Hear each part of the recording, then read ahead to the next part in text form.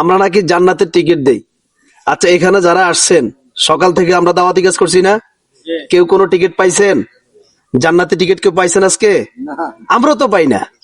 আমরা যদি জান্নাতের টিকিট পাইতাম তাহলে তো সেই ভোর রাত্রে উঠে নামাজের জন্য যাইতাম না শীতের মধ্যে, কারণ টিকিট তো পাইয়ে গেছি, ঠিক না?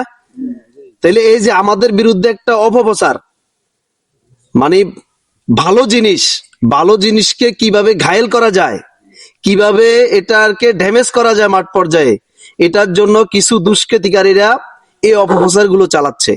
আমরা সেই দিকে মনোনিবেশ হব না, আমরা আমাদের কাজ করে যাব।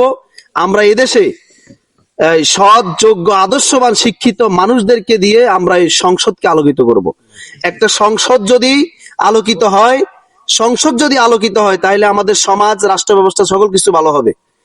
আমাদের সংসদে বিগত দিনে আমরা দেখছি গানের শিল্পী, গায়ক, নায়ক এরা যাইতো সংসদে, এরা গিয়ে সাধারণ জনগণের দুঃখ দুর্দশা কিভাবে বুঝবে? এটা তো বুঝার কথা না। এজন্য আমরা আগামী দিনে চেষ্টা করব, আমরা অর্থের কাছে বিক্রি না হয়ে আমরা আমাদের বিবেককে কাজে লাগিয়ে সৎ, দক্ষ, আমানতদারিতা, শিক্ষিত মানুষদেরকে আমরা সংসদে নিয়ে যাবো ইনশাআল্লাহ।